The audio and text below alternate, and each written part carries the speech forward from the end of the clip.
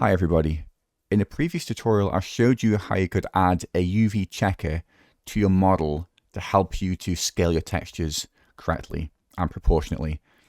Now that method was pretty slow.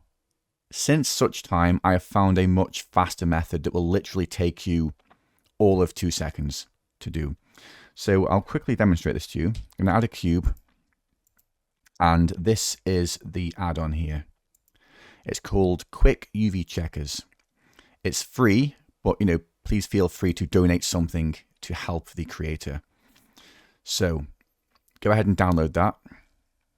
And once you've installed it, press Shift and W, add UV grid.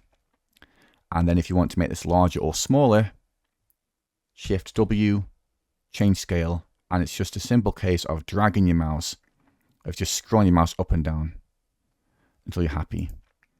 It might take a couple of times though, because just keep going like that. And then when you're happy, it's good to go. If you want to remove this, Shift W, remove UV grid. So hopefully that is a much faster solution for you lovely people. If you have any questions or if you'd like to see some tutorials, then please leave a comment and please feel free to subscribe because it helps my channel quite a lot with content creation. All right, thank you and have an amazing day.